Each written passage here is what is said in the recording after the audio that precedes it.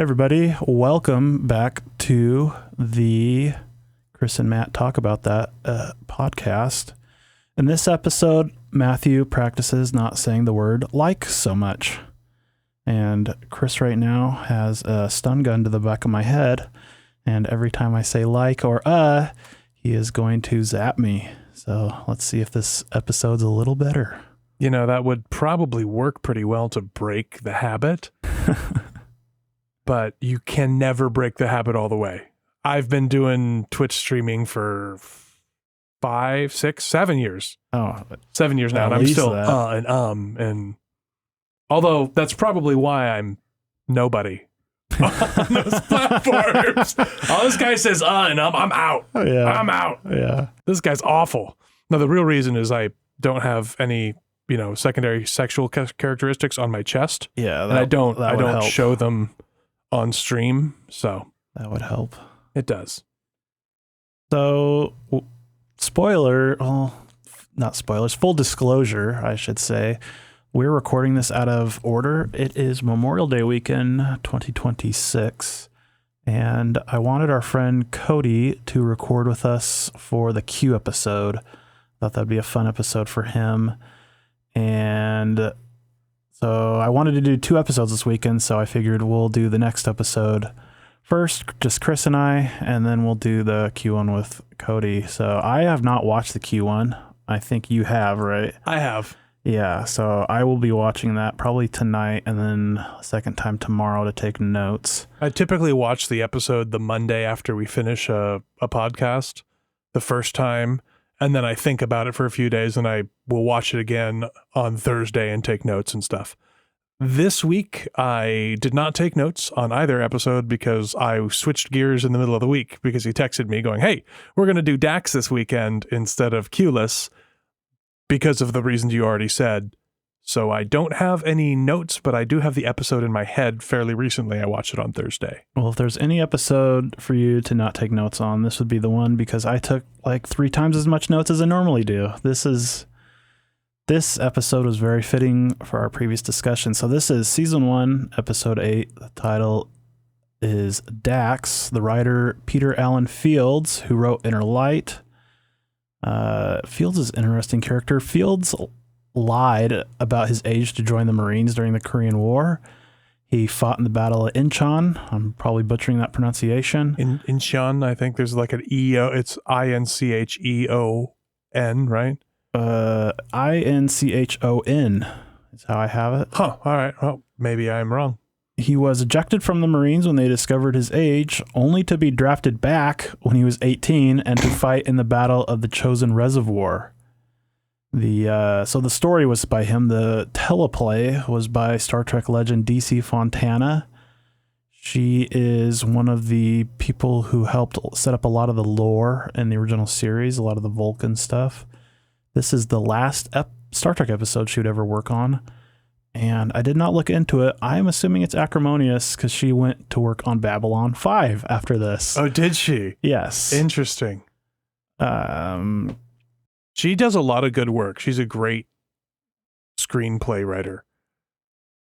I'm just going to run through this little bit of trivia on this episode because I'm going to have a kind of a big opening monologue. Oh boy. Or dialogue, however we decide to. You have to say the word. What's that? You're going to have to. I'm not going to say it for you. This episode is not very, is it esoteric? I think it's an analogy, but I think it's it's not trying to hide its meaning. No, it's not. Being pretty upfront with it. So a few trivia in this episode, this is the first episode to be named after a character, boy, I'm already getting mixed up. This is my question. Is this the first episode to be named after a character? I can't remember anyone named like Kirk or Worf or anything like that. Data lore. TNG season. This is why we have Chris on the 2? podcast. Is it season 1 or 2? I can't remember if it's 1 or 2. But I think Data it's just lore. called lore. No, it's called Data lore. Okay. But it's named after both characters. Right. Well, this is why we have Chris on. There's also is Sons of Moog an episode? Is that DS9? I can't remember. I'll have to look that up. I could. It's one of the shortest titles. I know that, being only 3 letters. So Cole Meany was gone filming an Irish comedy, The Snapper, which earned him a Golden Globe nomination for Best Actor. That's why he is missing from this episode. They give the excuse that he is visiting his grandmother who's having her 100th birthday. I think so. And then they also have a character who is 100 years old, which is kind of interesting. And we also find out Bajorans apparently have a longer lifespan than humans because she's looking pretty good for 100 years old, I will say.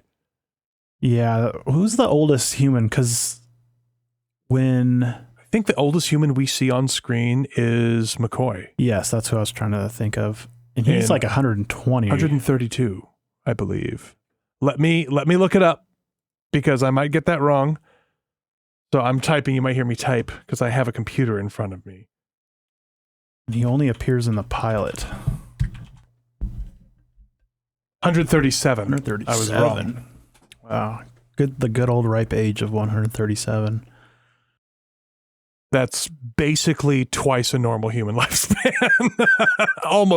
almost twice. So Finola Flanagan, who plays the mother character in this, would go on to play Data's robot mother, spoilers, on The Next Generation. I thought she looked familiar. Yes, so they must have thought, oh, I liked your motherly ways, so why don't you play Data's mom in this episode? She didn't have an affair with anybody in that episode, though. No, she did not. Anne Haney plays the Arbiter, appears in one of my favorite TNG episodes that I think is underrated. It's called The Survivors, in which she's the wife of this omnipotent being, and they live on a planet alone together. And I can't really tell you why they're alone on that planet without completely spoiling the episode. But she's also not living on that planet. Well, that's a big spoiler. It came out in the 80s, man. So this episode, originally the science officer... Well, this isn't this episode. For Deep Space Nine, originally the science officer was supposed to be an alien from a low-gravity planet. So instead of Dax, it was going to be an alien from a low-gravity planet. That's where Melora comes from. So who worked in a wheelchair and had a low-gravity living quarters, but they decided to be too much special effects and decided to bring back the Trill from The Next Generation. They repurposed the low-gravity idea for the Season 2 episode Melora, which I haven't seen it recently. That's just in my head because I have too much Star Trek in my brain. And this is why we have you on, and this is why we love Chris. So as we've talked about, all these episodes at the beginning of this season, each one has been to submit a character and show them to us, the details of them and whatnot. This one is obviously about Dax. This is the absolute best episode they could have written about Dax in terms of our discussion of the Dax symbiote being a metaphor for the human soul. More than any episode, I spent a lot of time thinking about this idea and taking catalog of my own thoughts. And I would say I may have even changed some of my previous conviction on the matter. I really sat and meditated on this episode more than the others, which to me, that's a sign of a great Star Trek episode, one that makes you think. I don't know how much you thought of this. I was focused more on the trial part of it, thinking about it and thinking about other trial episodes of Star Trek. Right. So this episode's a mirror of the Next Generation episode, Measure of a Man. But this isn't actually a trial, it's just a hearing. Yeah, which is it's an arbitration. It's an extradition arbitration. Yeah. So in Measure of a Man, they're putting sentience on trial. In this, they're putting the symbiotic nature of one's soul and body on trial. And Sisko is making my argument throughout the episode. The argument is that the Dax soul, so the Dax symbiote, is transferable. This takes place in a transcendent act of reincarnation. But the being of Jadzia Dax is distinguishable from the being of Curzon Dax. That is to say, while there is a transcendent essence that is a vital component of our existence, that essence does not exist freely from our mind and body, which also play a vital role in who a person is, what a person is. So the main beef, the main discussion, the main debate of this episode is Jadzia Dax a completely separate being from Curzon Dax? And I believe she is. This gets into the debate of being. I mean, this is probably too much of a deep discussion for this podcast. You should go on YouTube and look up what a being is philosophically and what a soul is philosophically. A soul is an idea that is not completely rational. It is especially my soul. My soul's very irrational. But it is I don't know if it'd be correct to call it a supernatural, but it is. I would disagree. It's not a supernatural, but it is an essence that defines us on, I guess you would, I don't know, I don't want to sound like a hippie, but like on a spiritual level, I guess you would say it is. How would you define a soul? I have a hard time defining it. So I define the soul as the combined component of the physical being and the spiritual being in one spot. That is the soul.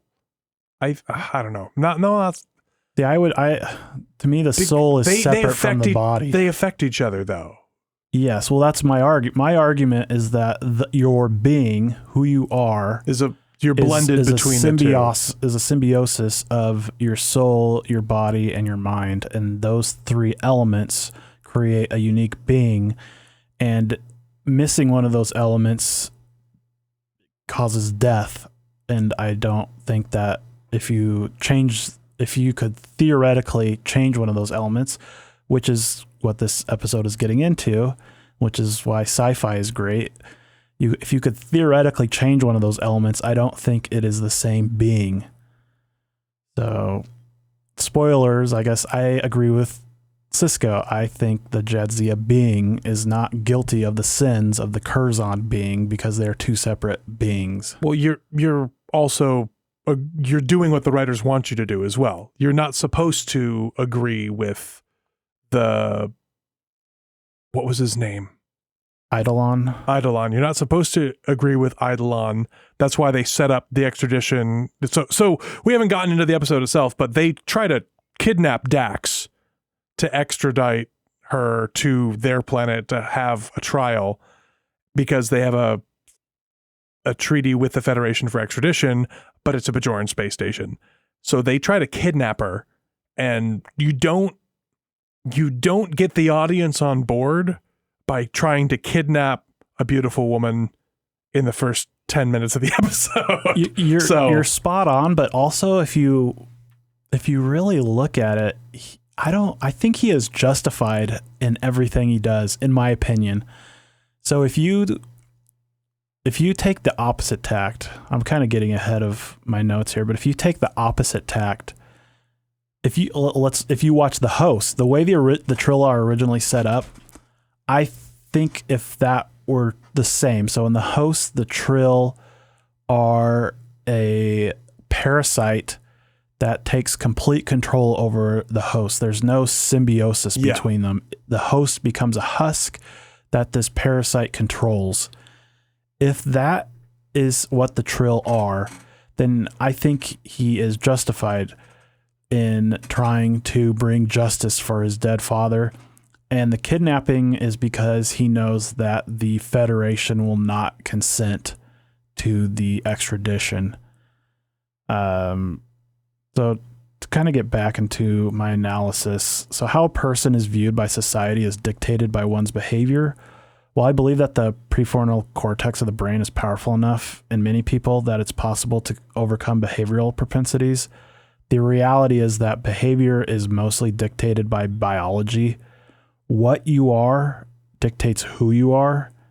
Many humans, maybe most, don't have the cognitive ability to have an objective perspective of their own behavior. Really, all people, in my opinion, are a function of the selective breeding of their ancestors. And the relevance, Chris, I'll let Chris disagree in a moment. You can hear my lips getting tighter.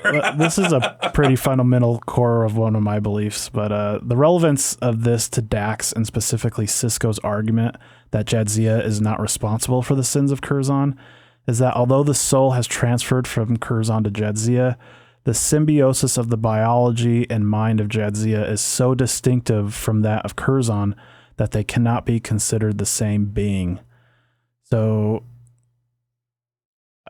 to reiterate my point, your biology is very predictive, or your behavior is very predicated on your biology. So they've done twin studies on twins that are separated, and their behaviors and careers are often the same. They have studies on adopted children whose parents are criminals, and they will be put into otherwise healthy homes, and the child will also become a criminal. So my point is only that biology is a very important aspect of a being, of what you are and who you are. I don't know if you wanted to disagree with that at all. So I don't disagree that biology is an important aspect. I disagree that it is the primary driver. I think that a core of what makes us human is the ability to rise above our biology, to rise above whatever we've had. I also firmly believe that things that happen to an individual have at least as much import as their genes, right? We used to listen to Loveline all the time in your car, traffic, Adam Carolla. And one of his big things that he, not Adam Carolla, but Dr. Drew would talk about is when you have somebody who has experienced a trauma, they try to repeat that trauma over and over and over and over again. And that's humanity being humanity. We're really stupid animals when it comes to some things, but we try to repeat traumas. We will also try to repeat things that we found happy or exciting, or things that bring back good memories of our childhood. So to me, I always thought that because this is really down to nature versus nurture, right? Which is more important? And the answer is yes.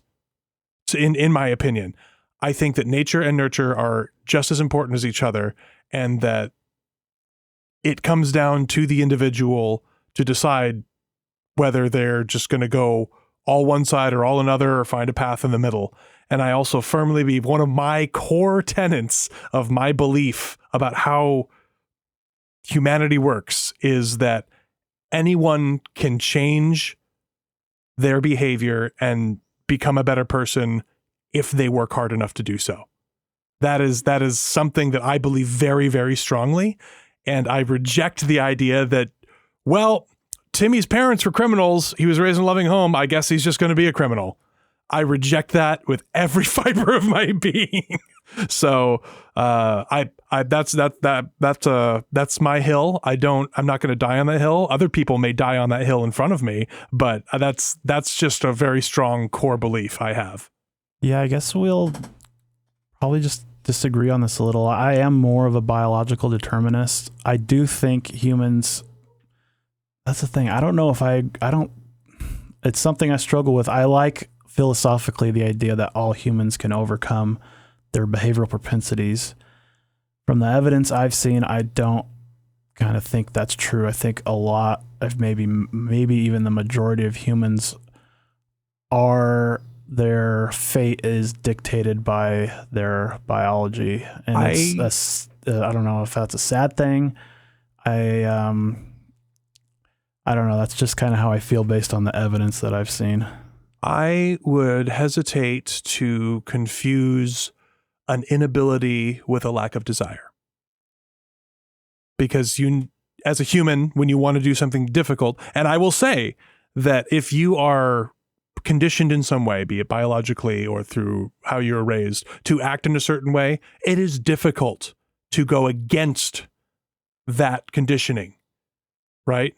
Everybody had trouble stopping picking their nose or biting their nails or something, just to use something basic. But you can overcome that if you want to, if you have the proper motivation, and if you continue to work at it. Human beings at our core, we are lazy. We don't want to do the hard things. And so if it's not affecting our life in a majorly negative way, we often won't change because we don't have the motivation for it. I think there's a desire component that we're leaving out of this particular conversation, which is very important.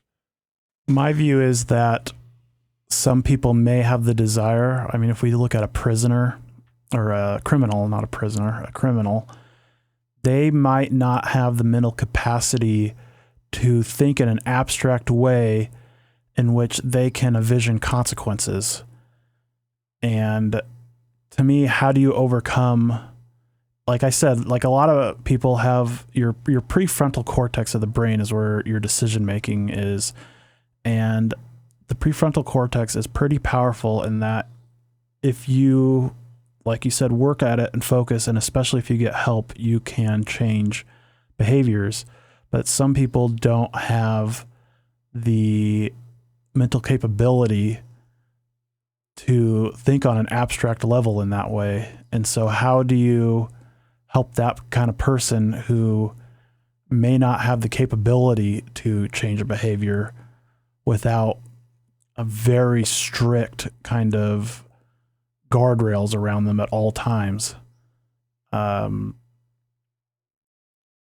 know. It's a difficult subject. And it's a subject that really, there's not an easy answer. There's no easy, okay, this is the compromise and we can move on. It's not something you can do with that. This is just one of those subjects where, well, there can really be no compromise, because I think you have to give each individual freedom to make mistakes, even if they don't show you can't use biology to be so deterministic that you go, okay, right, everyone, we're going to take IQ tests, and everyone that gets this score, we're going to put you into camps. You can't form any kind of society. And then you get into eugenics, and then we all live in Gattaca, which nobody wants to live in that world. Well, it's just, even like, you could focus on a society to improve, but even if you want to focus a society that way, you can't limit a person's, because there are going to be people that will show a propensity for crime who will not commit crime. Yeah. Both their parents may be hardcore criminals, and they will grow up and not commit a crime. So, and then there's people like you who have a great background, but you're just a hardcore criminal. I don't know how many convenience stores you've robbed, but it's a lot. Dude. The thing is, I've overcome my propensity for good. Yes, to choose exactly. evil. So that's why Matt holds a lot of the opinions he does. He learned how to be evil and he liked it. He's got the beard for it, I will say. He does. So to kind of get back to my notes here, so it's really fitting for what we just said. So now, while this behavior may be the most evident thing that gives others insight into the type of being a person is, that in appearance, it does not define one's being. Environment can change your behavior. Brain damage can change your behavior. If you were to take your big metal Enterprise model over there and beat me over the head with it to the point of traumatic brain injury, my behavior would change drastically. I might become a violent person who has difficulty controlling their emotions. This doesn't change my metaphysical being. I would still be me. I would still be the same man who's the child of my parents. The soul, the body, and the mind live in symbiosis to create a being, but you cannot remove one and have the same being. If you remove any of these elements, the being ceases to be. The being dies. I agree with that.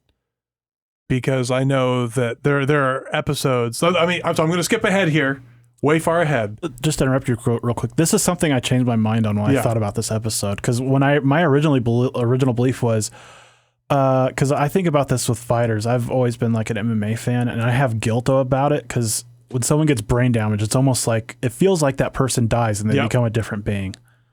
So, but watching this and thinking about it, I kind of changed my mind on it. So sorry I interrupted you. So to skip ahead to, I don't need to talk about exactly, but there's a character that we will come on to later in this podcast, and not this podcast, but in our series here, who wants to commit suicide and is talked out of it because, oh, we'll just wipe your memory. I know you know what I'm talking about. Yeah, you killed them. Not a fan. You killed them. That's the same thing. Yes. Because I am not just my heart beating. I am not just my what is going on here.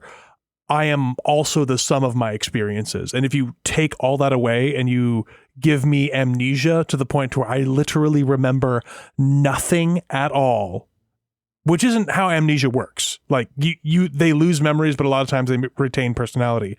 But in this episode, they wipe him and just give him something. They killed him. So it's. I guess we don't want. I guess we kind of agreed not to spoil future DS9 stuff. Yeah, that's why I don't. So this I see. This is how I believed before, but I think now I still think that being hasn't died. I still think he is. I guess, but the personality's gone. I think there will. Yeah, but he has changed, no doubt.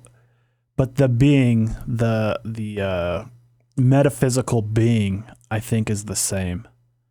Because if someone else received that same brain damage in the same way, they would be a different person than he is. Yes, of course. My argument. Yeah. I'm not, no, I mean, otherwise all brain damaged people that have the same injury would be the same person. Right. That's not what I'm arguing. But I think that to wipe a personality, if you cause damage to someone's brain to the point to where they are a different person, that you've effectively committed murder. You've killed the person that was there before. This is also how I tell myself that I'm never going to receive that kind of brain damage, because I can remember what's happening right now. That's how I tell myself that I'm going to be okay in the future. That's not actually how physics works. But if you think about any time, I don't know if you've ever experienced memory loss. I have. I used to. I just have a bad memory as I've gotten older. But you lose the memory and it's gone, and you don't remember remembering the memory. So you lose continuity of being, right? I have blacked out once, and it was like I had been dead for a time, and it was the most terrifying thing that has ever happened to me. I cannot describe how disturbing I found it, and I don't understand people that seek that. You just stand up too fast or something? No. This is back when I would still drink. You were there. We were at a party. Is this the worshiping the night of the toilet worship? Yes. Okay. I made a lot of very bad choices, and I don't remember probably a 4 to 5 hour chunk of my life. It's just gone. Never again. So anyway, Deep Space Nine. Yeah. So I would still, in my opinion, I don't view that. I think after I've thought about it deeply watching this episode, I don't think I no longer view that as a death. But this is where the reincarnation bit comes into play, which is, in this case of this episode, becomes an act of science fiction. I personally don't believe in reincarnation. I have almost no understanding of it, but on a surface level, I have difficulty understanding how one can reach enlightenment throughout their many lifetimes if the bodies they are being transferred into constantly change. If in one life you're the child of a highly intelligent and generous people, and the next life you are the child of violent criminals, how can you continuously raise your consciousness when so much of your behavior is dictated by your biology? Now, Chris would disagree with me on that, so I think in your worldview, it makes more sense that your biology is not so predictive, so you would still be able to reach enlightenment through. It's about the experiences. It's experiential, not necessarily the fact that you are different people. It's the different experiences that matter. The real friends were the reincarnations we had on the way. So I had asked if you could watch The Next Generation, The Host, which you said you didn't have time. I didn't have time. No, sorry. Understandable. This is the episode that introduces the Trill to Star Trek. It's a Beverly episode that's actually pretty good. She falls in love with the Trill ambassador, not knowing, at least this time it's not a ghost, right? So she falls in love with the Trill ambassador, a real person, not dead, not knowing his parasitic nature. And the ambassador ends up dying. Well, I guess he does die. So. Yeah, but she's not into him after he's dead. Except... So the Trill parasite is then implanted into Riker. This is uncomfortable for Beverly. Where were we? So the Trill parasite is implanted into Riker. This is uncomfortable for Beverly at first, but she ends up having sex with Riker's body, being controlled by this parasite inside of Will's abdomen. This sounds like one of those things where the writer's fetish is barely hidden inside the writing of the episode to me. It's an episode that only science fiction can do. It's a good episode, I think. I'll have to watch it again. If you are, I don't remember liking it, but I'll watch it again. If you're someone who doesn't like my analogy of the Trill being a soul, you'd probably like how they're written in this TNG episode, and that they are pure parasites which use their hosts as husk. The DS9 episode retcons a lot of what was set in this TNG episode, notably that they can easily jump from host to host, and the host can survive being disconnected. And this, they say that after a few days of being connected, the host will die if they're disconnected. The episode of the host is interesting sci-fi, but the Trill parasite's expectation that Beverly should stay in love with it after it's changed into 3 different bodies, finally ending in a woman's body, is absurd to me. Or it's not absurd to me. To me, in the episode, it's shown as an absurdity. She should love him just as much if he were put into the body of a dog or of an ant or of a flower. To me, this absurdity only emboldens my point that one's being is defined by more than just the mere soul. So I've got some questions for you as a Star Trek expert. Is the idea of the Trill that they're 2 species who lived on the same planet and the humanoids started letting these parasites join with them? I think that is how Deep Space Nine eventually settles on it. I don't know if that's how the concept was initially or even while the beginnings of DS9 were happening. It's hard to say, but I think that's eventually where they settle on it, where the Trill symbionts are a sentient species, a sapient species that started off as a parasite, but the Trill humanoids are then adapted. They adapt to blend with them, so they share control of the body rather than you're in charge, I guess, because otherwise, being monkey people, we would kill all of the Trill symbiotes because they'd be in control. It's what's that movie? The Body Snatchers.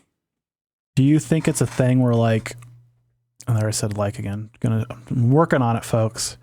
Make sure you call attention to it like that. Yeah. In every instance you say and then eventually everyone will pay attention to every that you ever say. Yes, that's my goal. Okay.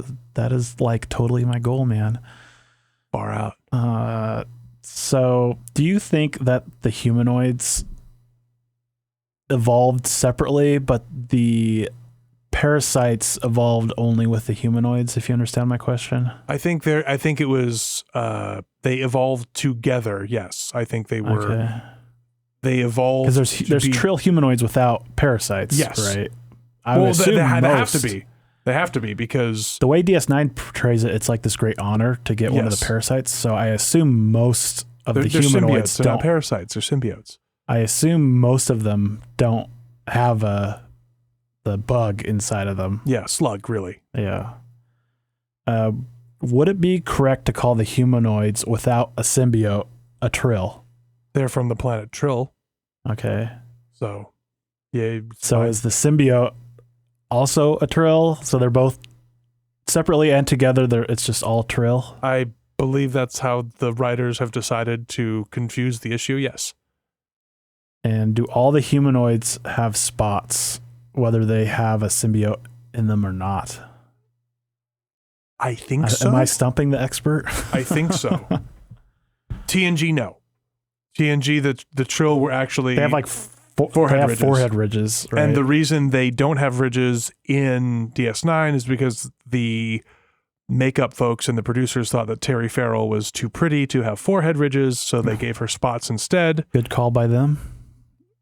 I think that it was wise, and I'm sure Terry Farrell was very, very grateful to not have to spend hours in a makeup chair getting forehead ridges every episode.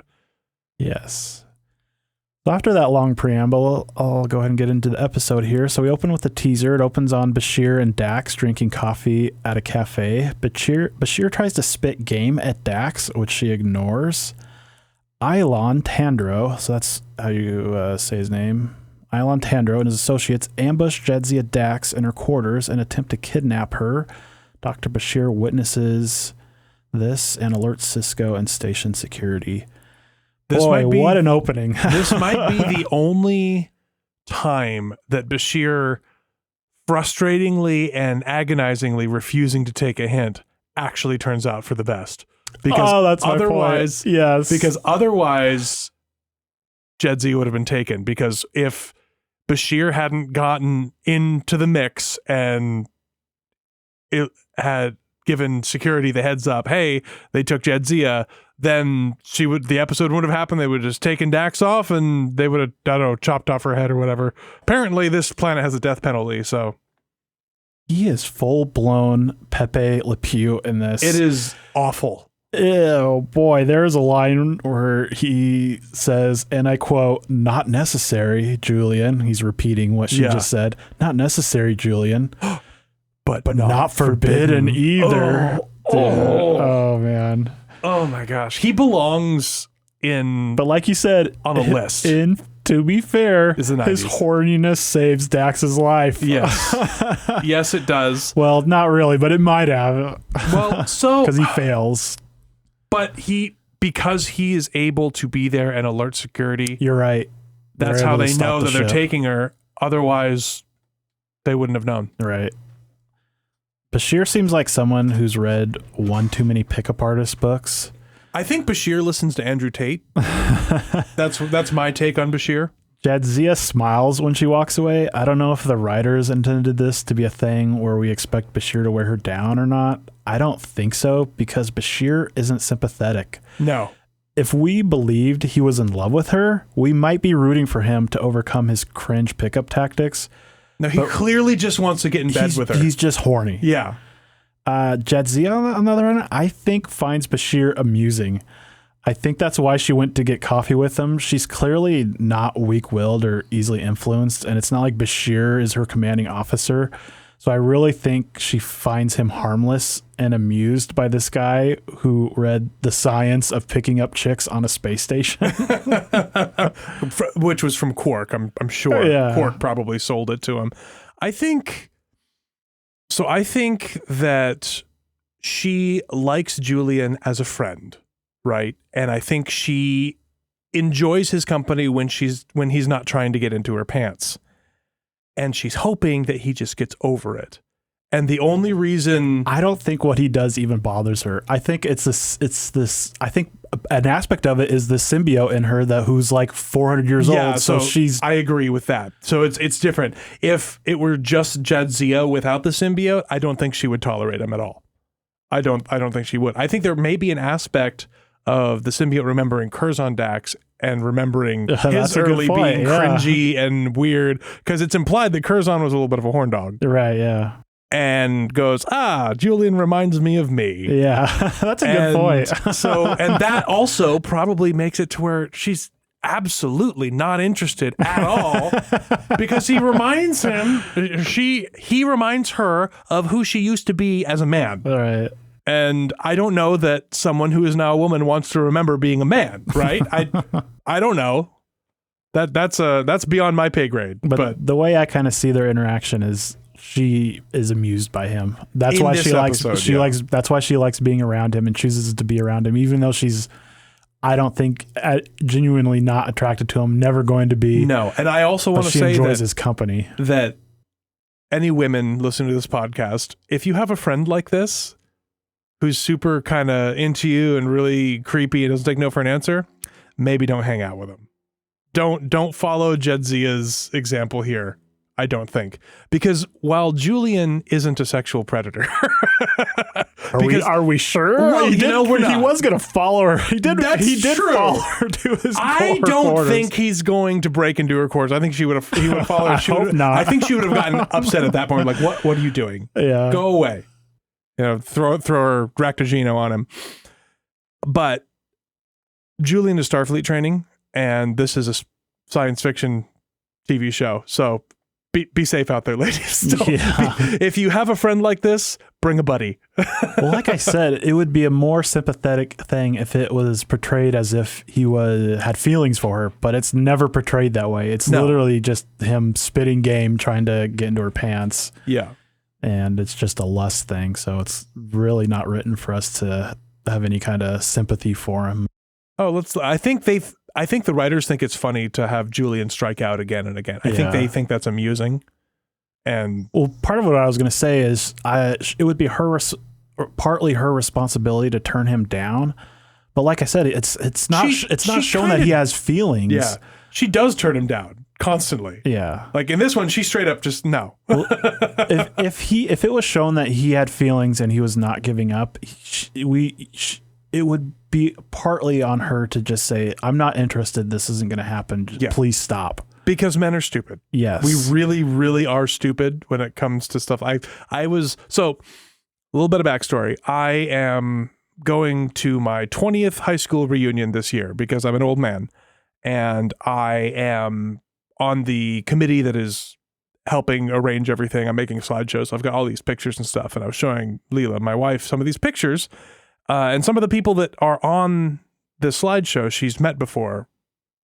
A girl named Sherry was in one of my Spanish classes, and I had a huge crush on her, and she's in the slideshow. But Leela's met Sherry because they went to the same gym together, and it's all a thing. I was like, this is Sherry, who I asked out 3 or 4 times before I finally realized, oh, she keeps saying that she's busy or has something else going on because she doesn't like me, not because I am just inconvenient. And that feeling, especially when you're in high school, that feeling sucks big time. That's one of the reasons that girls don't tell boys, I'm not interested in you, because it's hurtful. But it is more hurtful to let somebody continue trying. So other advice for the girls out there, if you're not interested and you feel safe, because there are people that if you tell them no, things might get violent. There's all sorts of stuff in there. I'm not saying that's the majority of men, but even if it's 1 in 100 and you're worried, be careful. But be explicit with, hey, I do not have any kind of attraction towards you. I think if Jadzia said that directly to Bashir, hey, I'm not attracted to you. You're not going to get into my pants because I don't like you like that. We can be friends. Then it's in Julian's court to go, okay, let's be friends. That's the mature thing. Men out there, be friends. If a woman says that she doesn't want to sleep with you and you just write her off as useless, you're the problem. Joke's on you, Jadzia. I'll just wait for the next host. Oh, DS9 writers. Oh. Spoilers. So, Act 1, Bashir gains consciousness and immediately contacts Ops to report Dax's abduction to Commander Benjamin Sisko. They manage to get Dax to their ship, obviously possessing some inside knowledge of DS9 security, which is brought up later, that they must have some kind of connection with the Cardassians. Go ahead and interrupt me if you have a point, because... No, it's good. Yeah, the Claystron ship attempts to break orbit, but Sisko orders the station's tractor beam activated, successfully halting the vessel and forcing it to return. This is 2 episodes in rapid succession where they use the tractor beam expertly to get things happening. And to go back on our previous episode, Chris was correct. You remembered pretty much perfectly that they used the tractor beam to create a graviton field. A graviton flux or something, yeah. Chris's memory was better than mine. Look, I got a thing for technobabble. I have a technobabble kink. So the Claystron leader, Ilon Tandro, enters Sisko's office. Did I skip a part? The Claystron ship attempts to break orbit, but Sisko orders the station's tractor beam Oh, I just read that. So they halting the vessel. They're trying to pull it in with the tractor beam, right? Mm-hmm. They pull it in. Claystron leader Island Tandro enters Sisko's office and presents a warrant claiming he has unilateral right to extradite Dax. The visual of the ship flying out of frame and being pulled back into frame is really good, and I kind of found it funny. Yeah, just where do you think you're going? Come on back here. Can we talk about how powerful DS9's reactors must be? Yeah, a ship that's at like full impulse. Well, and apparently this one's not going to blow up like the other one did in Babel. Apparently this ship is built better. That's what we've learned, is this is a better built ship. So Ilon explains that Jadzia's previous host, Curzon Dax, is accused of treason and the murder of Ilon's father, General Artelon Tandro, during a civil war on Klystron 4 30 years ago. Question, do you think on their own planet, do you think that is the universal translator translating what he calls his planet to Klystron 4? Because would we say, yes, I'm from Earth 3? No, I'm Sol 3 would be technically. You're right, yeah. So the name of our star is Sol. Right. I think this is a Star Trek-ism that is, it comes up and it's dumb. I think that, we're on Cholesterol 4, whatever. Cholesterol 4? I don't know. Cholesterol 4. We're on Cholesterol 4, where we mass produce trans fats for everybody's fast food replicators. But I accept that if it's a colony, but if it's a species that has evolved on that planet, they're not putting a number after. They're just going to call it.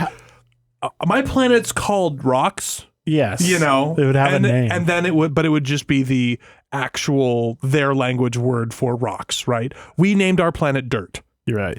So Terra, Earth, yeah.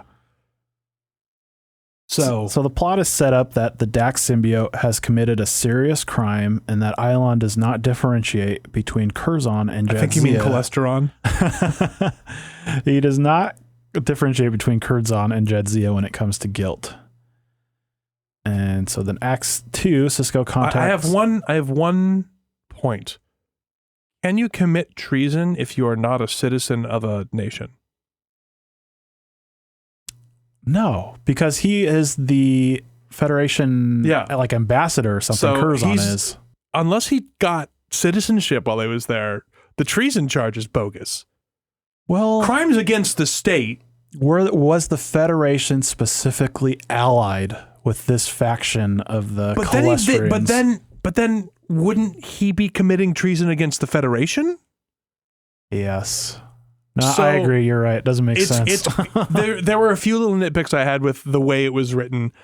I think on the whole, this is a good episode, but some of the setup and how things move around are a little, not a fan. Also, the fact that they're able to get through the station's security grid so easy. Apparently there's just a couple of cameras here, whereas every other time people are looking for things on a Star Trek ship or station, the sensors just go, oh yeah, there are life forms here. But no, Odo has to find them on the camera in this sequence. There are some balls that are dropped in the writing so the story can happen that I think take away from it. Was there nothing where like they disabled... Because they disabled the tractor beam, but they don't say anything about the internal sensors. And Star Trek internal sensors are magical in their ability to pick up life forms. They might not be able to pick up which life form is which, but they're pretty magical in terms of there are things here. Right, because they take her comm badge off. That was something I thought of when I saw this. They take her comm badge off and they can't track her after. And that's not a DS9 thing, by the way. That is set up in the Next Generation, that you take the comm badge off and they can't track you. They can't track you easily, but they can still detect your life signs. All right. Now, they can't... If you and I are in a room and we don't have comm badges on, the guy at the security console can't see that it's Chris and Matt talking about that. He just sees there are two humans in a room. Or there are two humanoid life signs in a room. However, all I wanted from this is my nitpick for this intro part. All I wanted is them to have a jamming device or something. So it's jamming the sensors and they go, I can't detect it. There's some kind of jamming field going on. 3-second throwaway line, boom, there's no plot hole. Well, there's many aspects of technology that Star Trek kind of underpredicts, if you know what I mean.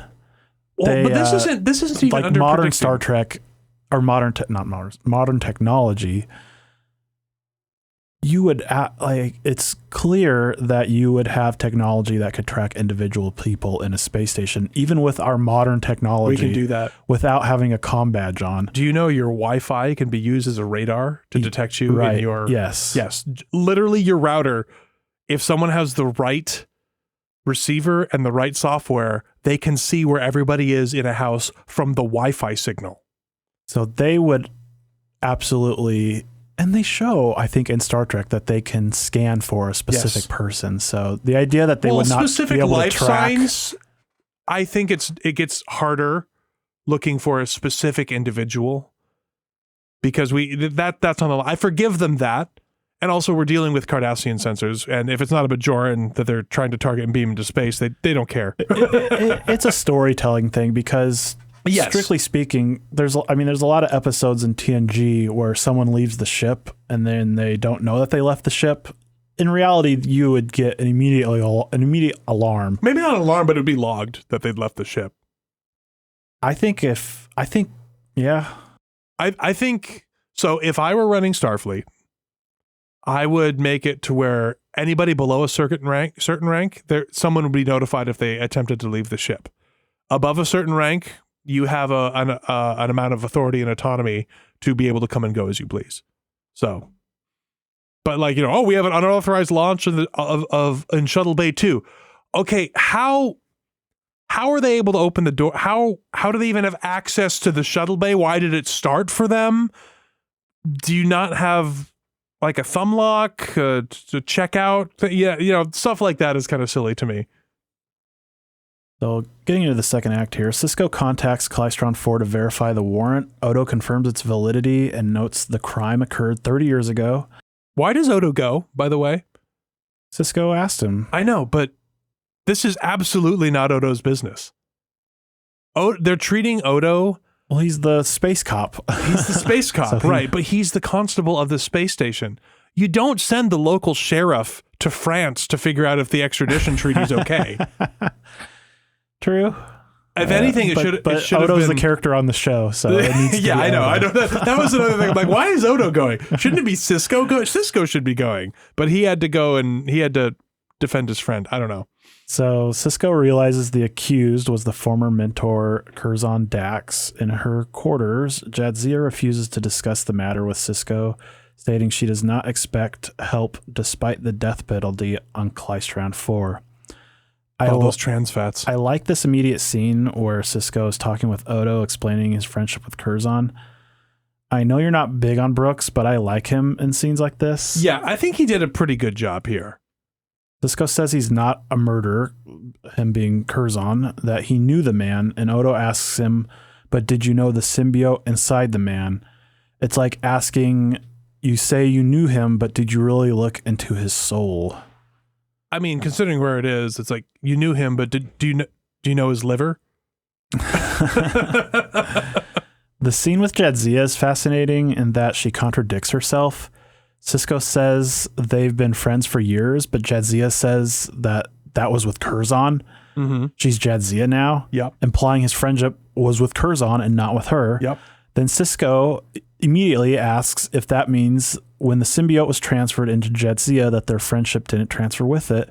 She then contradicts herself and says Sisko is still her very dear friend. I think this shows the contradictory nature she has within her. I don't think this is bad writing. No, I agree with you. These memories of past lives that weren't hers, but were hers at the same time, creates this kind of contradictory nature inside of her. I can't imagine. You've done it again. Yeah. You've done it again. How dare you? That's actually Cody telling me he is free for our recording on Monday. Perfect. So it is technically related to our podcast this time. Man, if reincarnation were real, and no disrespect to any Hindus or anything like that, I don't personally believe it's real, but if it were real and you kept all your memory of previous lives, you would be that would be such a difficult thing to have. It is in a sense your own memories, but in a sense it's someone else's memories, because like I said, biology is so predictive of your behavior and controlling of your behavior and they get into this, that Jadzia would not take the same actions Curzon does. Jadzia does not respect that Curzon had infidelity with this woman. I don't think Jadzia is the kind of person that would do that kind of thing and doesn't respect that, but she in a sense did that and has memories of doing that. So it creates a contradiction inside of her. Yeah, for sure. And I don't know. I thought it was a little crazy after finding out that it was an affair, right? And this might just be 2025, 2026 Chris going and looking at it like, okay, like, yeah, an affair is bad, but it's absolutely not worth dying for. Yeah, but she is not the typical person. She is essentially royalty to these people. She is a symbol, and that's why she's been hiding this whole time. Well, and the fact that, and I, you know what, I had this point too when I was watching it, thinking of it, like dying over this, protecting, because Jadzia is going to die, right? Yeah. And while we're watching this episode, you know, from the mother's perspective, I think it makes sense, right? Because she's this important figure. For Jadzia, maybe that's who you meant, was Jadzia dying. Yes, that's okay. Right. I confuse things in my mind. You're 100% correct.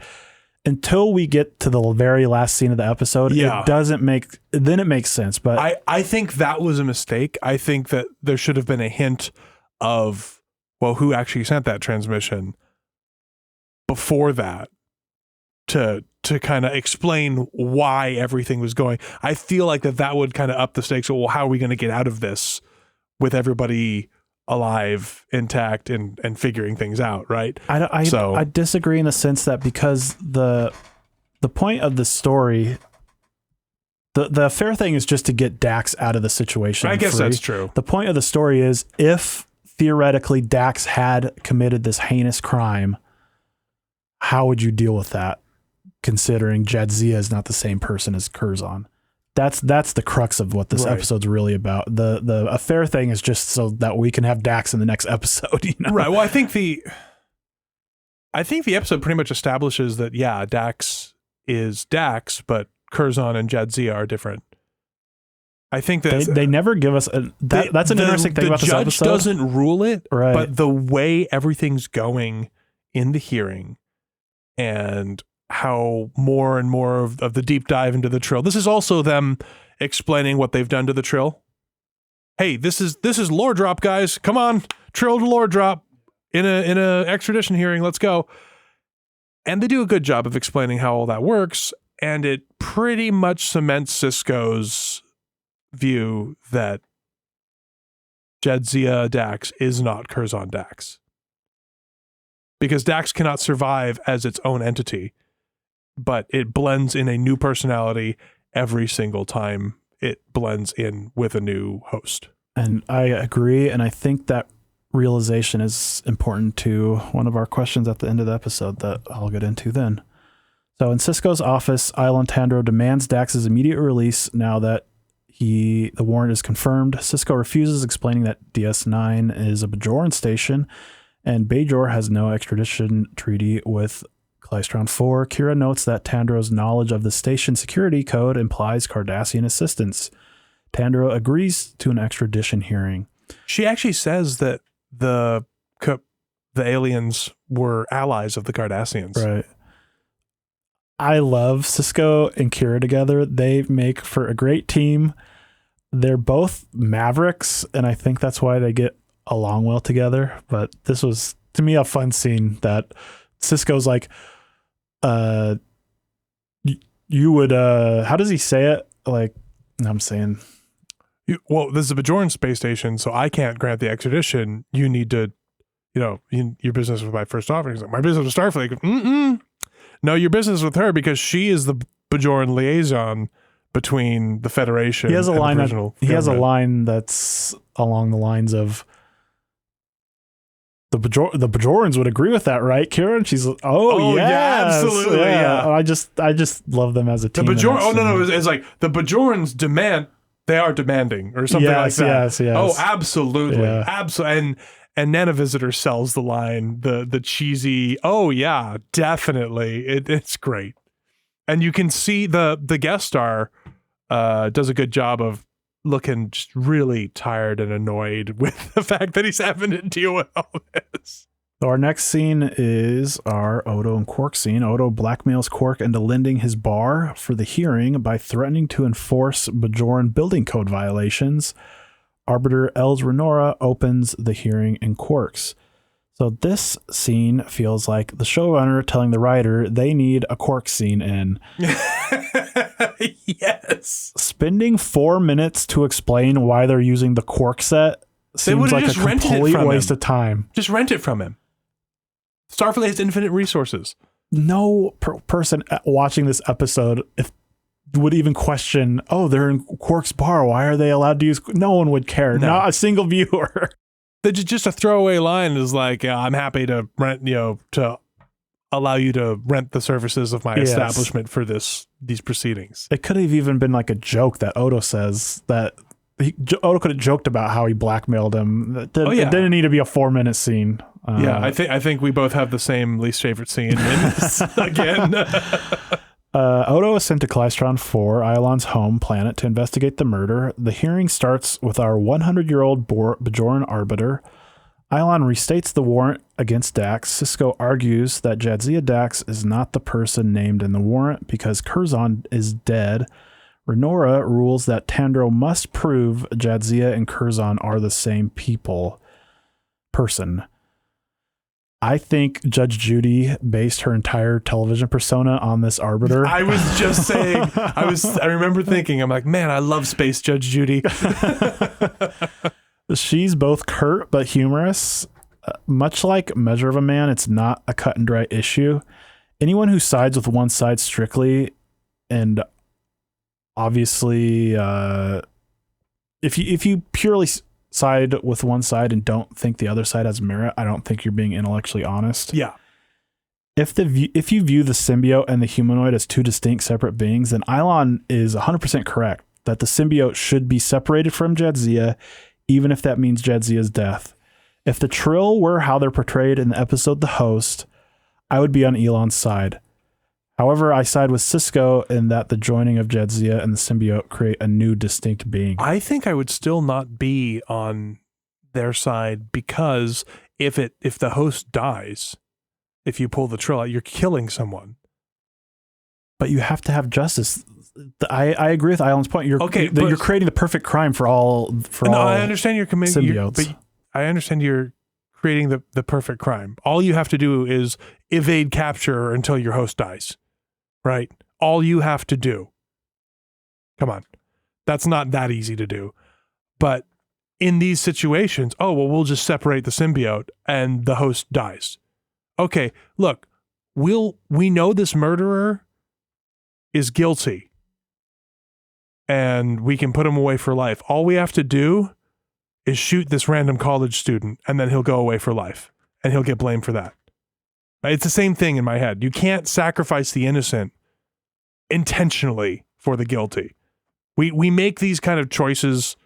There are shades of gray choices in this realm of intellectual exercise all the time. But this gets to his last question that goes unanswered. Purposefully, he asked Jadzia, when you made the decision to accept the symbiote, did you accept that you were accepting all of its guilt? And that question goes unanswered. All of the consequences of every consequence of the action. Does he actually say guilt in that part? I believe he does. I could be misremembering. I have the worst memory, as we've shown. Why do you even do stuff that requires you to remember? Shouldn't you be? This is why I keep notes. Be making candy in a shop somewhere. But if I did not agree with Sisko's argument of them being separate beings, I would agree with Island. I'm only saying this to say this is why this episode's interesting, because I think they both have justifications on what they feel and justifications of their arguments. They do a good job of making it an open question rather than an open and shut case. It reminds me a lot of Measure of a Man. It really does. Measure of a Man does not answer whether Data is sentient. It doesn't. And Picard makes the argument that I can't say definitively, but we have to give him the opportunity. Exactly. We have to give him the benefit of the doubt. Which is why that's also a great episode. So, Act 3, Sisko assigns Bashir to gather medical evidence and Kira to find judicial precedents proving Jadzia and Curzon are distinct individuals. On Klystron 4, Odo learns that Curzon and General Tandro are friends. He speaks with Anina Tandro, Ilon's mother, who states the charges stem from a coded message that revealed the general's location during a civil war. Curzon was the only person without an alibi. Anina insists that Curzon did not betray her husband, but notes Elon's obsession with the punishment.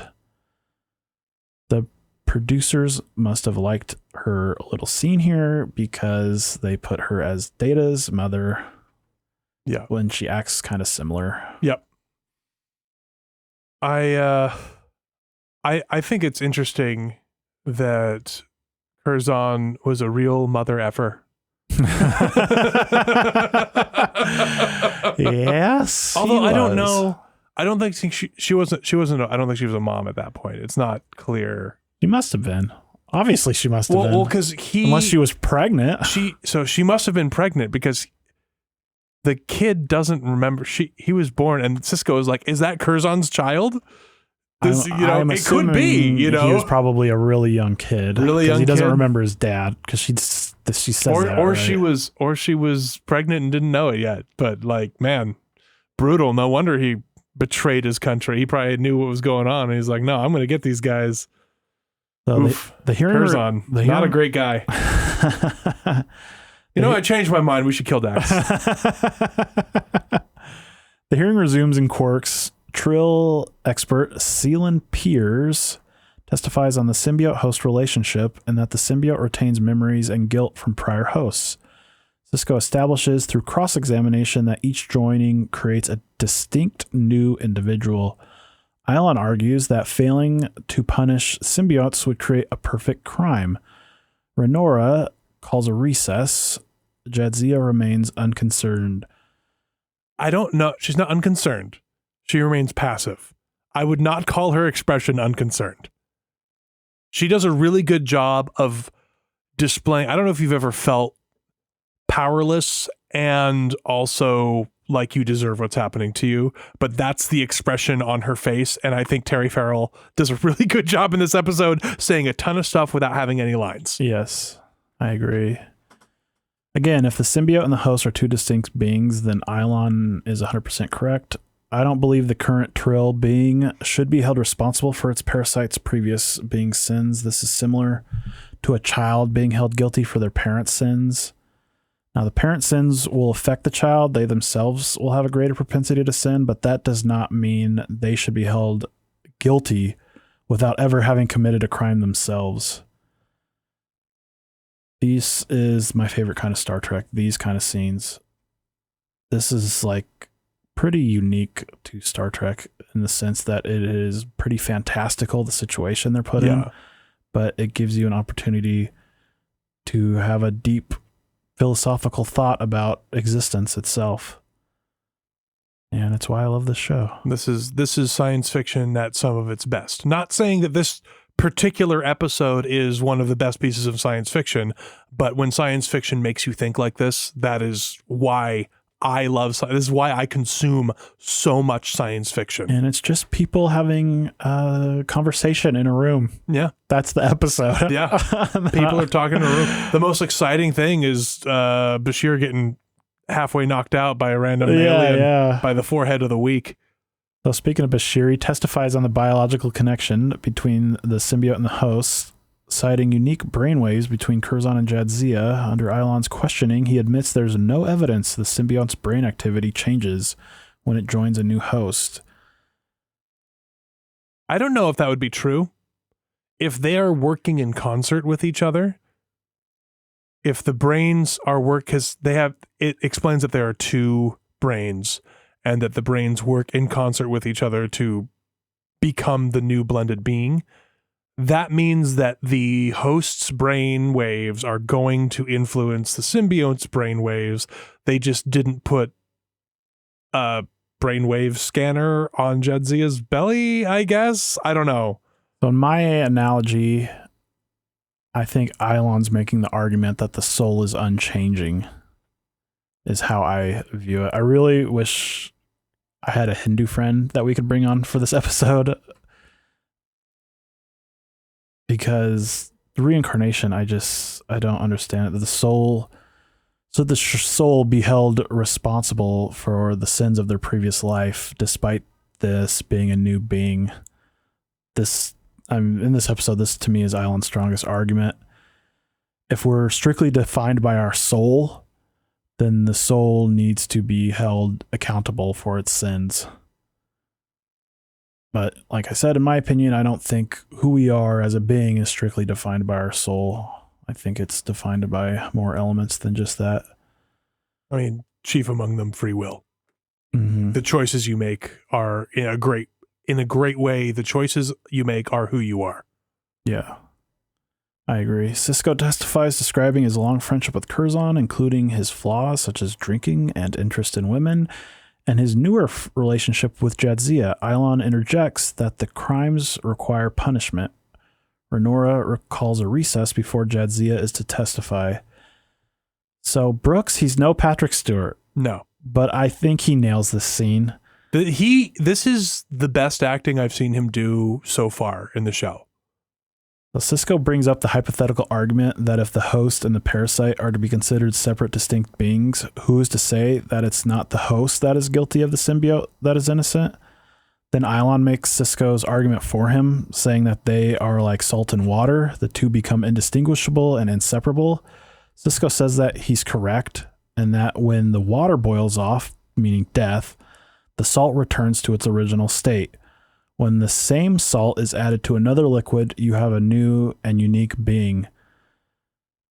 They're describing reincarnation, I think. Death, the soul is put into a new body of water. This becomes, in essence, a new and separate metaphysical being. So you like talking about reincarnation enough to where I think you're going to get reincarnated as something that lives a very short life, so you can get reincarnated a whole bunch of times. Yeah. That's what I think is going to happen to you. I'll be an ant. Matt. You'll be the whole ant colony. Yeah. Just over and over again. During the recess, Sisko receives a message from Odo revealing evidence of an affair between Curzon Dax and Anina Tandro, which provided Curzon a potential motive or alibi for the murder. I almost wish that the evidence had been Tandro the Younger. Oh, that's actually Curzon's kid. Hey, look, he's half Trill. You can tell he's got spots. And like I said before, like we discussed before, if you watch this episode and turn it off before the final scene, you would think Dax is really foolish. Up until that last scene where it's revealed that General Tandro is in reality the traitor, you're led to believe Dax is just protecting this woman's honor. Yeah. Which is an insane thing to die for. That's a level of chivalry that would make Lancelot blush. Okay. I think Lancelot would be like, no, you know what? You don't need to go down for this. It's not like you were the only one making a decision here. Yeah. Everybody bears the consequences of their actions, including your affair partner. So Odo confronts Anina. She admits the affair, but states cryptically that her husband was not the hero in life that he became in death. I thought she was meaning that, like, he beat her or something, you know? Like, that's where I thought it was going. That's a good point, yeah. I was like, oh, man, was he just a bad guy and Curzon took him out? Is this real? Like, I didn't remember the episode well enough. So she decides it's time for history to change. There's a line of dialogue in this. You can't have this dialogue in Star Trek. She says, he was and always will be. You can't put that in Star Trek without me immediately thinking of Kirk and Spock. Your friend. Yes. Live long and prosper. Dead. So Sisko confronts Jadzia with the new information about the affair. She admits it occurred, but refuses to use it as a defense, stating she feels the the shame of Curzon's indiscretion as any Trill would feel guilt for past crimes. Sisko promises to protect his officer as Curzon once taught him. I love this scene. It enhances the point that there are things she remembers from Curzon's life that she does not agree with and wouldn't have done, which to me submits the fact that they're not the same person. Yeah, I agree. The hearing resumes. Sisko presents evidence of Jadzia's pre-joining academic and psychological achievements. Ilon counters that by accepting the symbiote, Jadzia accepted responsibility for all its previous hosts. So does that mean she has to pay child support to every Oh man, the previous host had? That's a great point. I think he's going too far. I think that he's taking an extreme tack in order to try and force the issue so he gets what he wants. But I don't think it's I think it's a fallacy, really. I think he realizes he's losing. I disagree in the sense that if you view the symbiote as a being in and of itself, I do think he would need to pay child support. If you view that as a singular being, you should pay child support. If you think about it. I mean, this is why I agree with Sisko's argument that it's not the same being, but if you view... But he's wrong. Like they convince me that they are not the same. And I am positive that the Bajoran judge would have ruled in favor of Sisko's argument in this, even though she dismissed everything. The way she was, I don't know. I feel like they were leaning towards, you're off the hook, but she didn't have to make the judgment. I wish they had kind of led into more of the Trill in DS9. I feel like they don't really, because it would be interesting to see. Besides telling us that the spots go all the way down. That is a line. That is a line in Star Trek. In a way, I think it's good that they don't answer that last question of do they accept guilt from past hosts, from past lives. But it would be interesting to hear what their law or beliefs is on that matter, on the transference, what's transferred, what's the legal are there legal ramifications in their society? Do you want Boston Legal set on Trill? Is that the next Star Trek show you want to see? So, thankfully, the question's not answered. Because perfect television timing, Anita Tandro enters the hearing room, shocking Ilon. She testifies that Mom? She testifies that at the exact time the coded message was sent, Curzon Dax was in her bed and could not have sent where it. He was. Yeah. Renora tells Ilon that he may wish to re-examine his evidence and leave the broader legal question of the Trill symbiote responsibility unanswered. Ilon recoils from his mother's attempt to touch him. After the hearing, Jadzia and Anina walk along the promenade. Jadzia notes that much of Curzon remains in her, including the desire to protect General Tandro's reputation. Anina states the truth will likely remain unknown. General Tandro himself sent the coded message to betray his own people, and the rebels killed him for it. Anina bids Jadzia an affectionate farewell and tells her to live her life to the fullest. I thought she was going to kiss her. Like when she put the hand on her, They definitely hinted that. I thought she was going to lean in, and I think if it was made today, I think they would have. I don't think it would have been like a passionate kiss or anything. It would just been like a brief brushing of the lips. I disagree in the sense that I think Jadzia is not the same as Kurt. I think that's another thing that shows. So I don't think Jadzia would have kissed. What's her name? I think the kiss would have come from the other direction. Okay, I think that I see what you're that's saying. what I think would have happened today. And honestly, I would have been okay with it. Not because two women are kissing, but because I think it's that this is like the farewell kiss to Curzon kind of thing. Yeah, you know, because I don't. But they couldn't show. I don't think Jadzia is like attracted to her. No, and I absolutely think that's not. kind of the differentiation thing. Between, I don't know. I don't know enough about Jadzia. I don't know how Trill sexuality works. That's a whole nother podcast, I think. I do want to give a shout out to the DS9 Redefined guys that do the AI upscale. The close-ups of Jadzia are so much better quality on these AI upscales than they are on the DVDs. A lot of the close-ups in DS9, they have like that weird like soft focus thing that they do. Like TOS did it a lot too. I don't know. I think they do that on television because it helps like wipe your blemishes out and it makes a person look better. I would rather see the blemishes. Yeah. But I grew up in, I grew up with well, I didn't grow up with HD. I grew up on Star Trek, which was definitely SD. Super definition. So was there a singular, we're going to get to our ending questions here. Was there a singular ethical dilemma that defined the episode? I mean, yes. Let me read mine and you can say if you agree or disagree. Boy,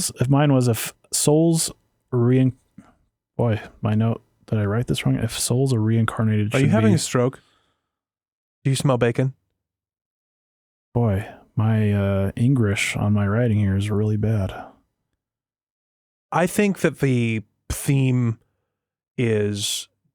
does, like you said, if the Trill symbiote is a host, or is a soul, bleh. If the symbiote is a host, if the symbiote is a soul, do subsequent incarnations of a person bear the guilt for sins committed in a past life? That was what my note was meant to say, and it also said on a more relatable topic, should the son be held responsible for the sins of the father? Because the son bears the essence of his father through his genetic code. No, the son should not bear the sins of the father.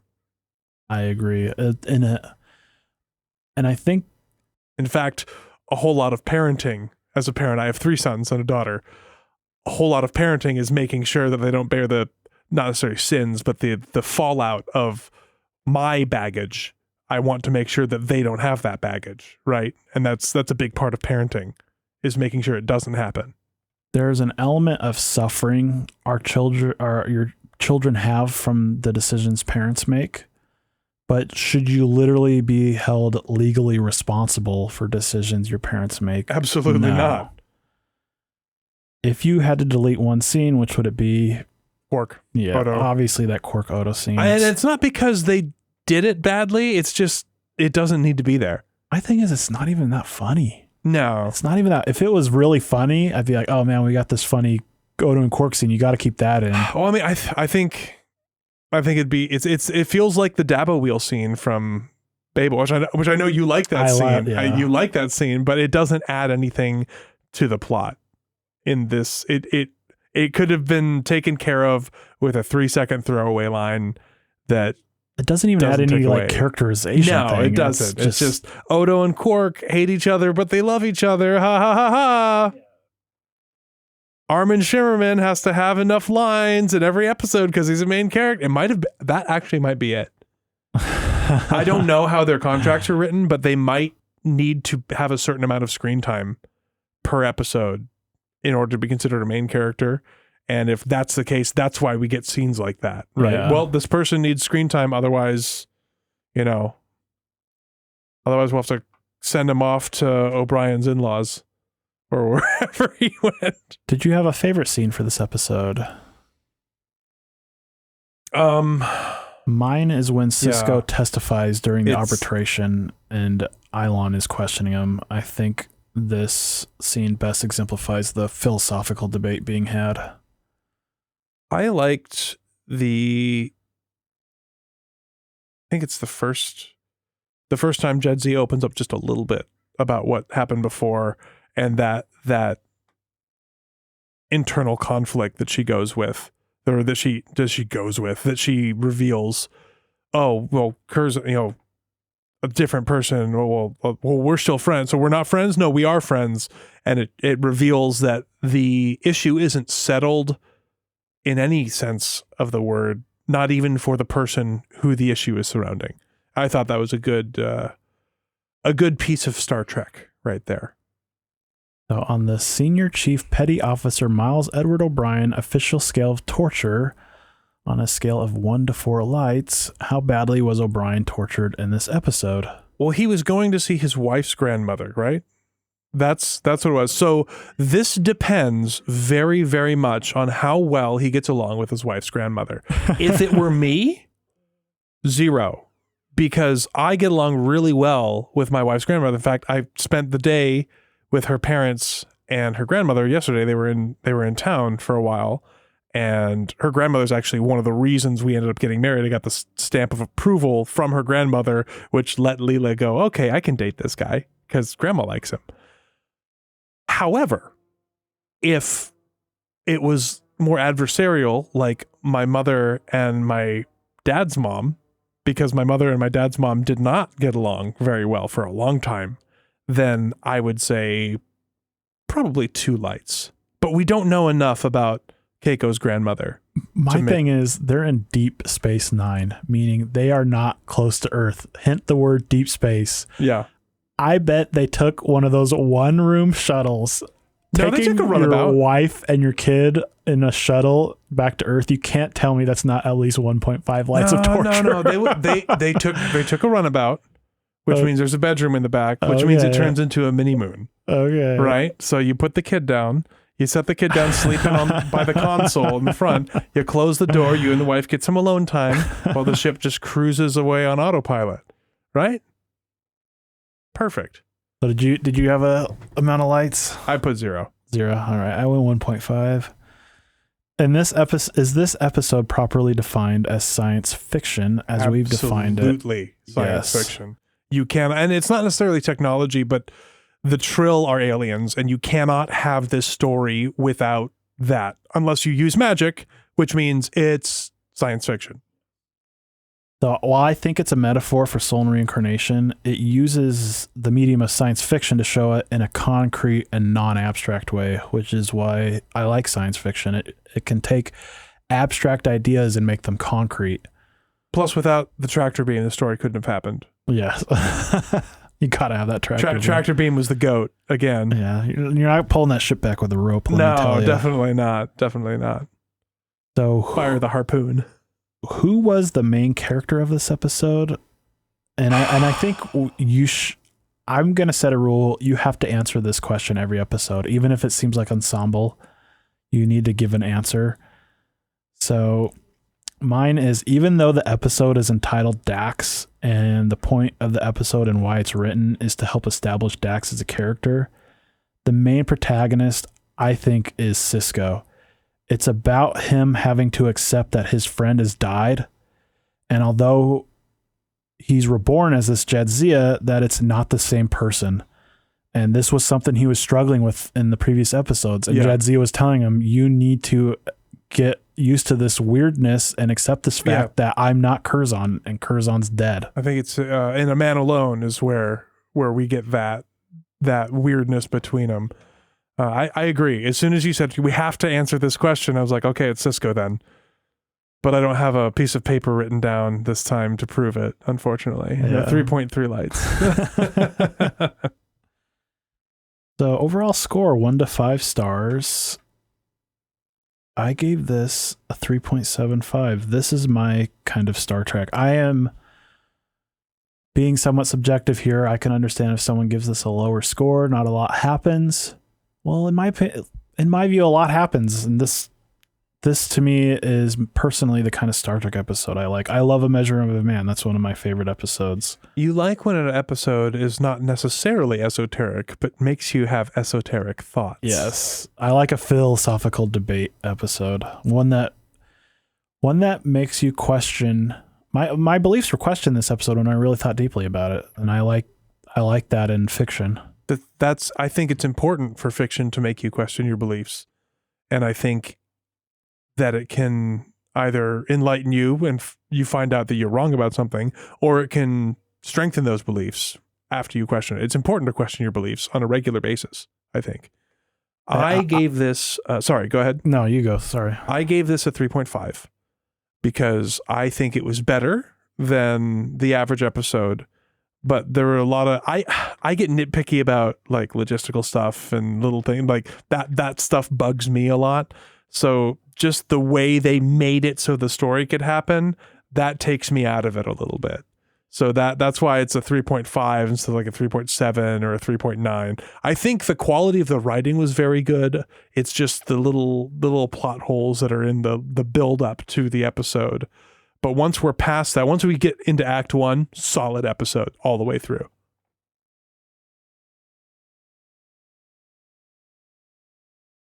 Any further thoughts? You look like you have thoughts. I know. I can edit this out. I'm kind of thinking. I'm going to keep talking, so Okay. you can edit it out. All right. Matt is currently stroking his beard. I'm literally doing that right now. Literally stroking his beard, thinking if he has any thoughts. I liked seeing Avery Brooks act better in this episode. It gave me hope that I'm not going to be annoyed with his acting for the whole... Because I've seen DS9 before, but it's been a long time. And I've been watching Voyager when I want my Star Trek fix recently. And the acting in Voyager, while there's a lot of bad writing in Voyager, I don't have a problem with anybody's acting in Voyager. They had a pretty good cast.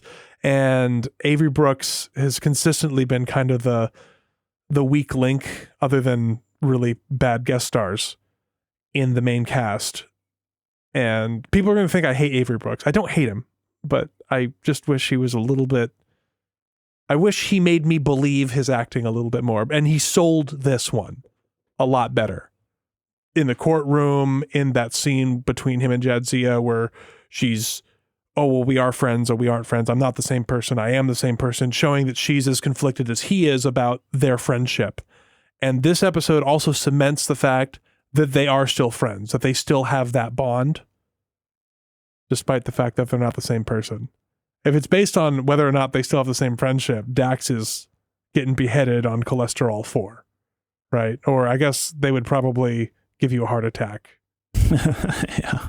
as capital punishment. But your last meal is going to taste great. I'll tell you that right now. Well, I had another point I was trying to remember, but I can't. So maybe in the next life, I'll remember what that point was. Oh, look at you. And I'll say that, you know, I wanted to make the point, if you didn't like this, you'll probably like our next one, in which Chris hosts and Cody will be on. Well, But that's not the next one. You will have already heard that episode. Yeah, so we're talking to you from the past. Yes, this is like a time travel episode right now, and I'm starting to get annoyed because time travel is my least favorite kind of Star Trek.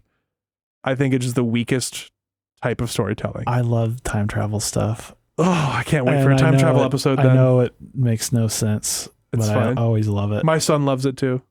You can poke a million holes into every time travel story ever made. Well, you love Back to the Future. Yeah, that was my favorite growing up. And so if you love Back to the Future, you're always going to love time travel. I don't mind Back to the Future. I think they're great movies.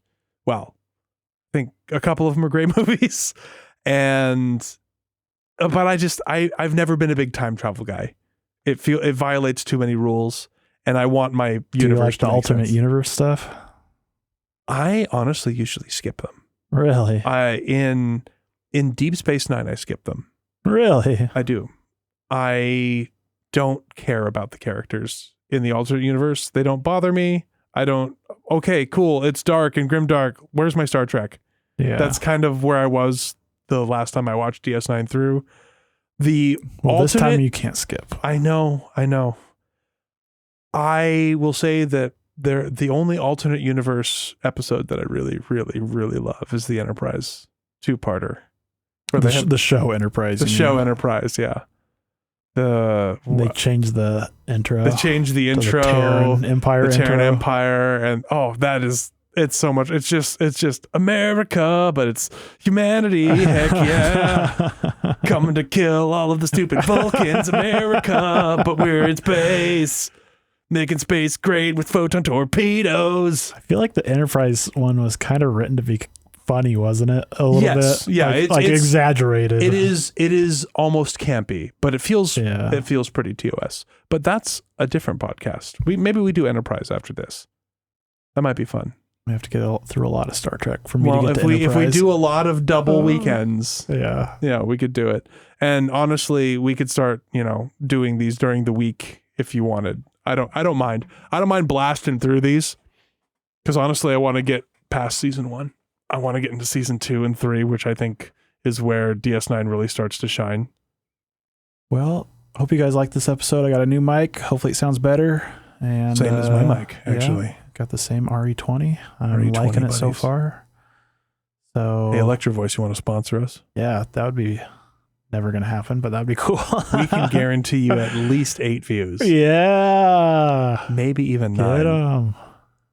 All Although right. I don't think the guy who commented about the AI generated icon is going to be listening.